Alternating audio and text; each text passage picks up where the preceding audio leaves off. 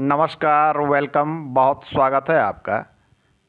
आज के अंक में हम जानने का प्रयास करेंगे कि हथेली को किस प्रकार से रीड किया जाता है या फिर पढ़ा जाता है और किन बातों को ध्यान में रखकर हमें तय करनी चाहिए कि हमें क्या इसके भविष्य में फल प्राप्त होने वाले हैं।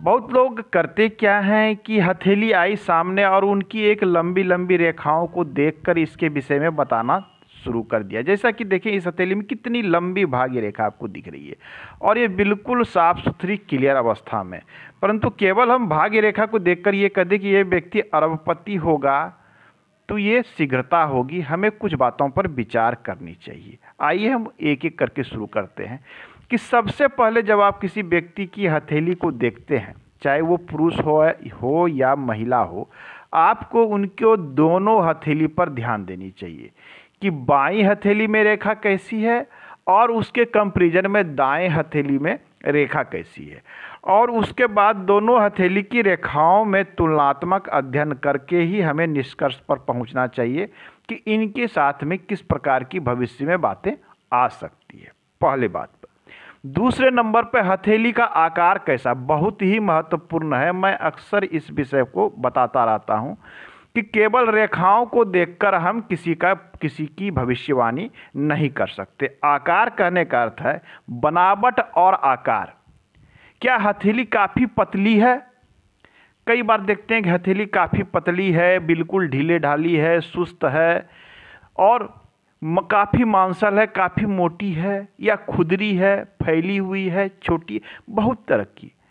तो एक बात जान लें कॉमन सी कि हथेली का आकार जब हम कहते हैं तो आपके इस भाग के आकार को हम काउंट करते हैं इतना।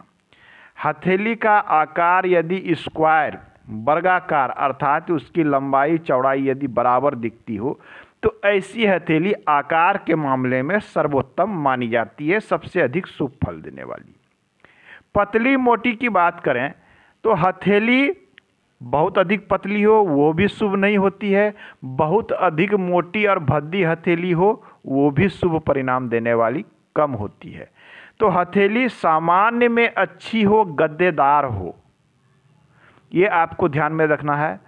साथ में हथेली की रंगत काली है, उजली है या धब्बे धब्बे वाली है, या फिर इसका रंग पिंक है, तो देखिए सर्वोत्तम होता है कि हथेली का रंग आपको गुलाबी आभा लिए हुए हो। जैसा कि इस हथेली में देख पा रहे हैं, ये हथेली का रंग गुलाबी आभा, हालांकि ये आभा थोड़ी कम है, इससे थोड़ी अधिक आभा वाली हथेली सर्वोत्तम मानी जाती है।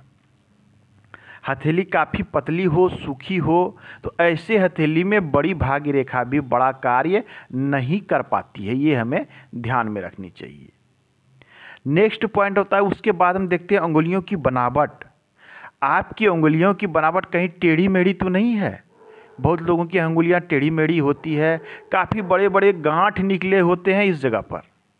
तो ये आपकी हथेली अंगुलियां यदि टेढ़ी मेढ़ी है, उस पर गांठ भी है, तो इतना तो तय है कि रेखाएं कितनी भी मजबूत आपकी हथेली में कितनी ही अच्छी क्यों ना हो, आपको धन के लिए संघर्ष होगा। गांठ वाली उंगलियों को धनों के लिए संघर्ष होता है। बहुत सारी चीज़ें, केवल एक चीज़ देखकर हम ये नहीं कह सकते, परंतु इन सब चीज़ों के बाद हमें हथेलियों पर आनी चाहिए।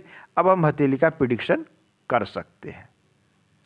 अब प्रिडिक्शन करने में ध्यान क्या देना है कि रेखाओं से पूर्व हमें उसके पर्वतों को अवश्य देखना चाहिए। गुरु पर्वत है, गुरु पर्वत शुभ अवस्था में है, गद्देदार है, व्यक्ति को अच्छा पद, अच्छी प्रतिष्ठा, मान सम्मान, ये सारी चीज़ें प्राप्त होगी। व्यक्ति एजुकेटेड होगा, शिक्षित होगा, धार्मिक होगा।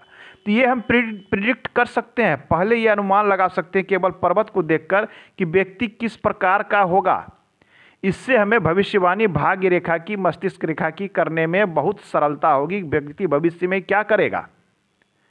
गुरु उच्च का है तो व्यक्ति शिक्षित होगा, व्यक्ति में गुण होंगे, व्यक्ति को समाज में पद प्रतिष्ठा मिलेगा। गुरु पर शुभ चिन्ह है, त्रिभुज बना हुआ है, राजनीतिक सफलता प्राप्त हो सकती है। गुरु पे क्रॉस है, बहुत तरह की चीज़ें, गुरु पर स्टार है। तो उसके बाद हमें पर्वतों के बाद, जैसे ये गुरु पर्वत है, उसके बाद शनि पर्वत। शनि पर्वत कर्म का क्षेत्र है, हमारे भाग्य का क्षेत्र है। पर्वत की स्थिति महत्वपूर्ण हो जाती है हमारे भाग्य और कर्म के लिए।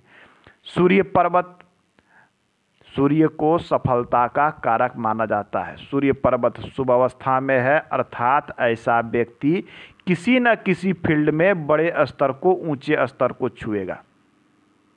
सूर्य रेखा, सूर्य पर्वत सूर्य रेखा क्लियर अवस्था में है, अर्थात व्यक्ति उच्च सफलता को प्राप्त करेगा ही करेगा और व्यक्ति अपने प्रतिभा के बल पर अपना नाम, मान, यश, सम्मान चारों तरफ फैलाएगा।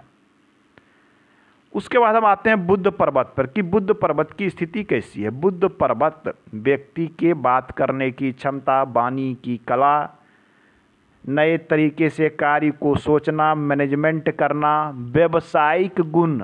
वर्तमान समय में बुद्ध पर्वत को की महत्व इसलिए बढ़ गई है कि धन संपत्ति व्यवसायी के पास अधिक होता है, तो व्यावसायिक गुण को बुद्ध दिखलाता है आपके अंदर में मनी मैनेजमेंट की क्षमता क्या है।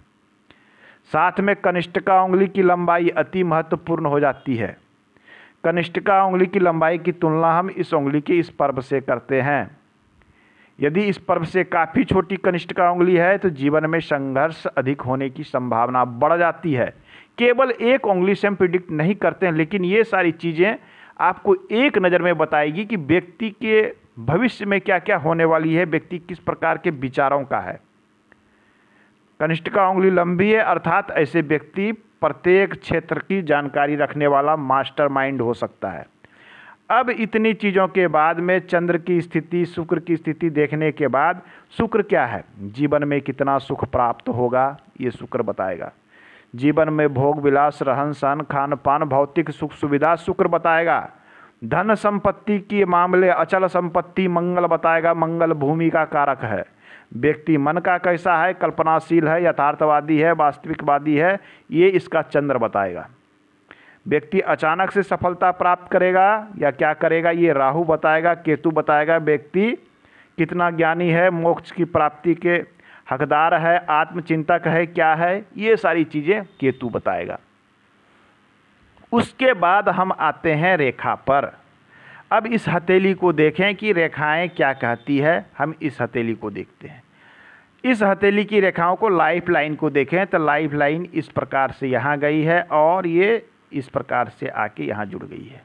तो यहाँ लाइफ लाइन थोड़ी सी इस जगह वीक हुई है, परंतु यहाँ घबराने की आवश्यकता ऐसी स्थिति में नहीं है। इनका जीवन पूर्णता को प्राप्त करेगी। साथ में लाइफ लाइन के साथ एक सपोर्टिंग रेखा मंगल भी यहाँ पर है इनके पास में, तो जीवन रेखा यहाँ शुद्ध अवस्था में मानी जा सकती है।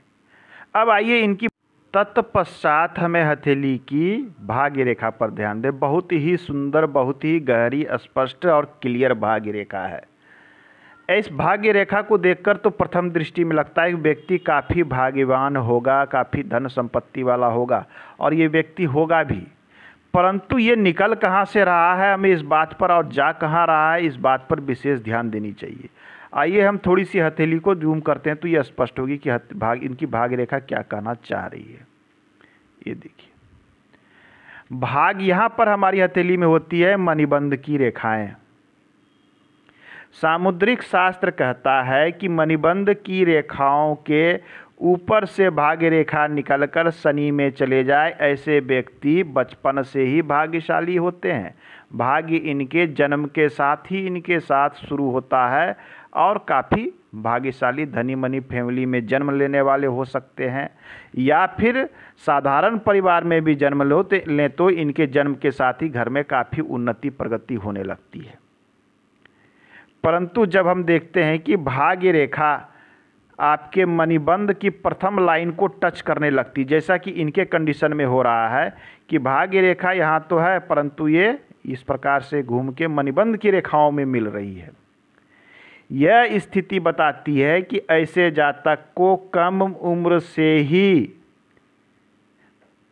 अपने परिवार का, अपने कुटुंब का, अपने साथ वालों का बोझ उठाना पड़ जाता है। अर्थात इनके ऊपर में कम उम्र में ही ऐसे जातक के ऊपर उत्तरदायित्व आ जाता है। तो यह स्थिति कम उम्र में उत्तरदायित्व आना शुभ नहीं माना जाता। अर्थात जीवन में आपको कम उम्र से ही उत्तरदायित्व की भावना आएगी, अर्थात संघर्ष बढ़ेगा।